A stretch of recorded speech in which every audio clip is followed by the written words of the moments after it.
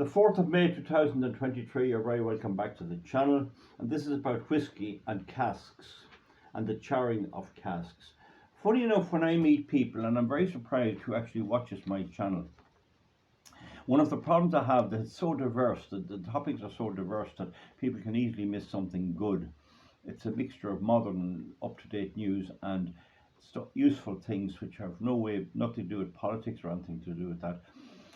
I just want to have a reason for making this video now, and a few people mentioned to me that they enjoyed the whiskey thing. Now, I have earlier whiskey videos there. I might try and post a link. I explained the entire whiskey story to viewers back a good while ago, and there's really not much point in repeating that. I think that my plan is to get that on this video if I can, so that you can go and look at them yourself. I maintain that those who are taking a drop of whiskey were better off drinking a small amount of really good quality whiskey and enjoying the experience than drinking a lot of low quality whiskey just for the alcohol content. And I am very much aware of the alcohol problem and the alcoholic problem and the suffering, and there's no family in Ireland which doesn't have some, or didn't witness some, awful suffering from excess drinking.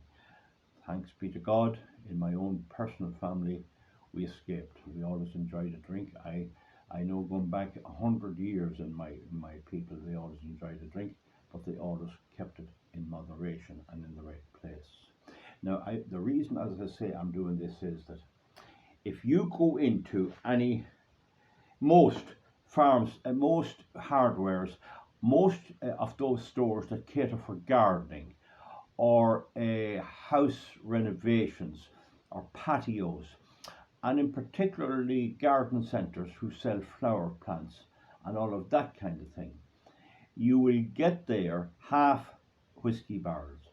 These are barrels cut in two, and they're sold as containers, or they're sold for putting compost into and growing vegetables, or more likely growing flowers, etc. Okay. And this time of year, there tends to be a lot more of them coming out, because the garden centre business and that house decoration and garden business is in full swing for the next couple of months. And so all you have to do is go in and look around, and you might see these. I've seen them in a few garden centres. They're half barrels. But key to them is for me to tell you what they are. They are out of distillery aging houses, distilleries that have big bonded warehouses or small bonded warehouses, and those casks originated either in the Limousin area of France, northern Spain, that sort of an area, as the oak there, it's known as Limousin oak. It's a sort of a red oak. So if they're sherry, they probably came from there, and they'd be probably very big. But more often they originate from the United States, in the Tennessee, Kentucky, that sort of area, and they're American white oak. And both of these oaks are the best for aging whiskey. Now, chestnut, they say, is quite good, and I wonder what would Irish ash do. I simply do not know, but I'm sure if they were good, it would have been discovered by now. But the thing is, these trees are cut when they're mature in America or in France, in Europe. They're then allowed to season. They're cut up into staves, and they're made into barrels with iron hoops on them. You can see the process online if you really want to. When the barrel is finished, the top is left off it, and they light a fire of wood inside, or they sometimes use gas. It depends. But they light a fire of a what would you call it, tainting. They don't think they use coal, although I'm not sure of that. But they don't use something that would leave a smell, and they don't use turf. So they light a fire inside, and they give the barrel either a medium, a strong, or a very strong charring. They burn the inside of it under controlled conditions. And it's an education in itself to go into some of these centres and see a new barrel that's just been cut. That barrel started off in America. It was used to make bourbon or rye. If the word straight bourbon is on the bottle, if the word straight rye is on the bottle, then that whiskey was matured in American oak casks, once used, one use only. They were used only once, and the inside of them was charred to turn it black, and that has a caramelizing effect on the whiskey spirit. The angel share is taken out. In other words, the whiskey breathes through the wood, and that turns it that golden browny colour. And if it's American bourbon, it tends to be a golden colour. If it's limousine sherry butts, as they call them, in other words, if it's limousine oak and it's for sherry, it tends to have a more red colour. Okay, you're probably going to see American, slightly smaller barrels, American bourbon barrels or American rye. Okay, and when they use them once, whatever way they have the law over there, and I've read it, the law says they can only use them once if they use the word straight. If the word straight is on the bottle, that's what straight means. It has to be used only once in charred oak barrels for a minimum of 2 years. It's normally 4 to 6 years for most of the bourbons, and maybe a little more for some of the really good bourbons. But the hot summers in America means it matures faster. There's a slightly different way it breeds in America than it does in Scotland and Ireland. Okay, so now, once the barrels are used once, they are a valuable product. They're exported to Scotland, Ireland, Japan. I don't think they have much in England. Okay. Now, they may be exported to make brandy in France. We'll not go there. They're exported on a ship. They're costly to export because they take up an awful lot of room. They're mostly air. They're brought into the Irish distilleries or the Scottish distilleries, and the whiskey aging barrels in Scotland, if they were put end to end, would stretch from Perth in Scotland to Perth in Australia. That is the immense size of the Scotch whiskey industry. I'm told you can only use the word Scotch when you're talking about whiskey, but if I get enough of whiskey, I might meet a fellow from Scotland, I call him Scotch, and then there would be a row. We'll not go there. But the thing about it is, folks, the casks are taken over. Let's say they're taken to Ireland, they go to Middleton, they go to Cooley, or they go to Bushmills, and they're filled there. The choicest whiskies, the middle cut of the spirit, and the choicest whiskies are filled into those casks for a start. The cheaper whiskies like the Powers and the Jameson and those will probably fill into second run. In other words, they'll use the cask for one run of premium whiskies, and then they'll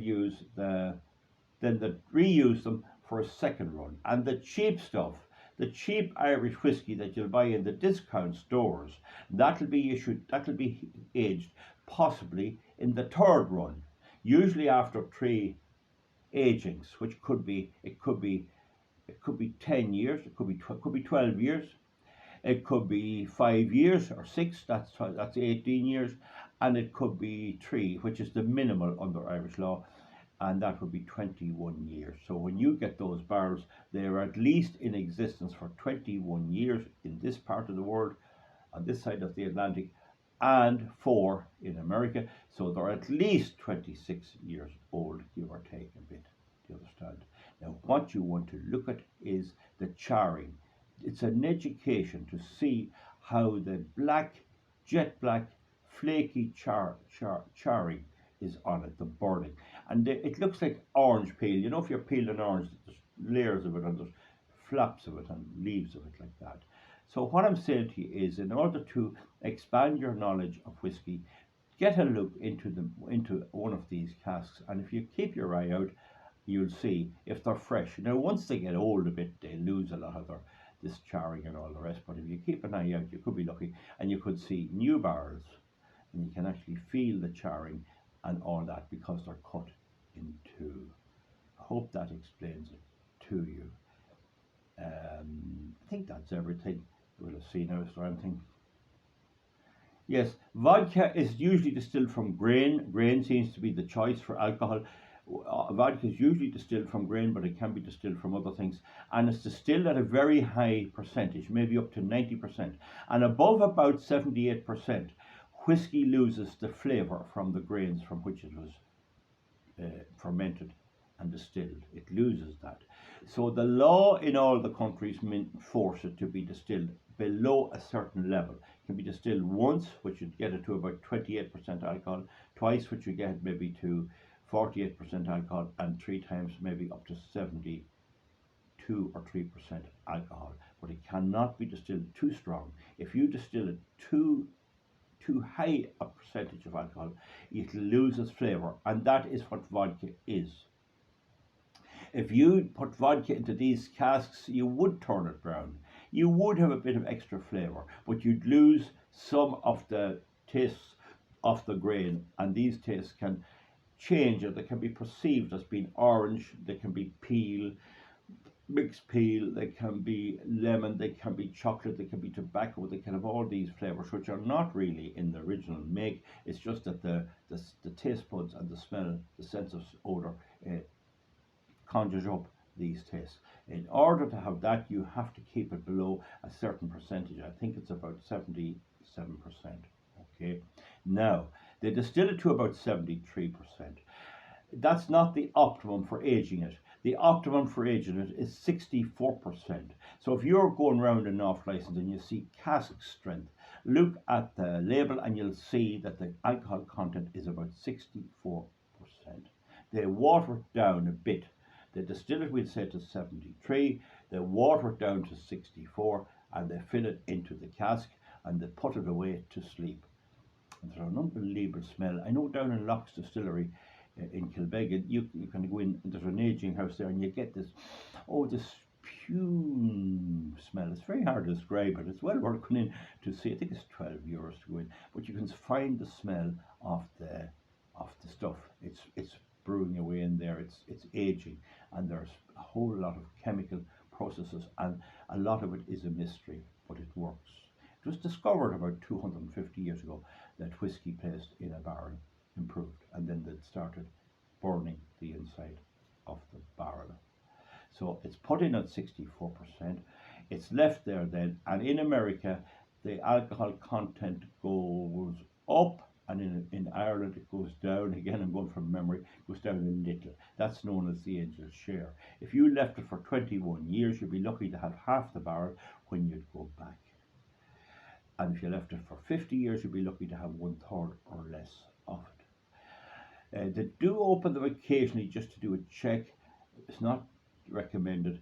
The cork is usually made of wood or cork, and usually they put a piece of cloth, clean cloth on it to seal it.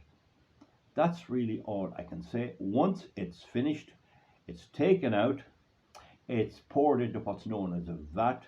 They'll usually mix 7 or 8 barrels together because there'll be slight differences, and then they'll bottle that. If it's single cask, you're getting it from one cask only.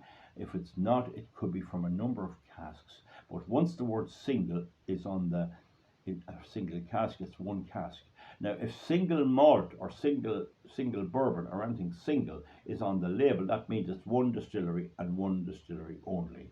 They don't usually use it. Bushmills draws its grain whisky from Irish distillers in Middleton, but their malt whisky is made in Bushmills.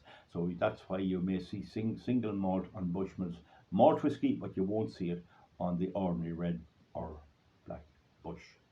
Have I explained that fairly well? So then they take the whisky out. If the barrels are needed by another cheaper distillery, they'll send them off up there and fill them up there for the discount people, and people put lemonade and mixers into it, and that'll do them good enough when you sell it in some of the discount stores. I wouldn't drink it. I'd want to be very badly. I would never drink that. When you talk about Powers or Locks, you're getting a medium product. It's good enough, it's all right. And in a pub, it's all you can get anyway, because you couldn't afford to buy the better whiskies usually.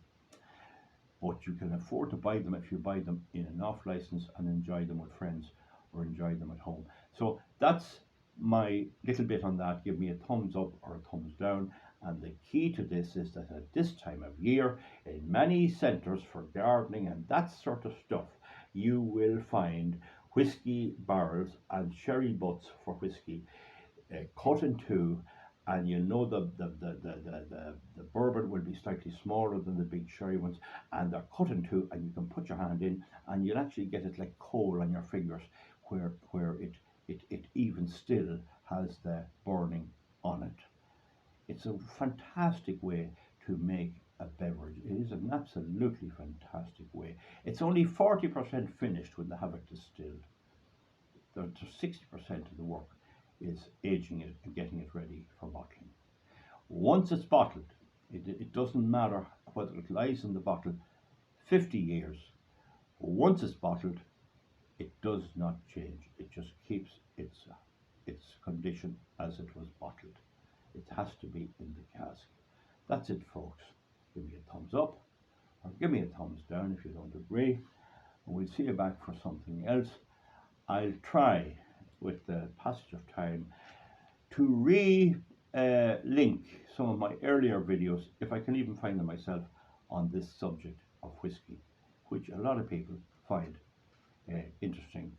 And I reiterate the advice of drink aware. Alcoholism can be a problem. You gotta control it, you gotta watch it, and you can't let it get a grip on you. If that's the way it goes, you're better without it. But for those of us who are lucky enough to be able to enjoy a little drop on a Friday night, or with friends or whatever, and drink the whiskey for its taste, its age, and all of those things, then it is one of life's rare pleasures. As George Bernard Shaw said, liquid sunshine. Bye. We'll see you back soon. Thank you.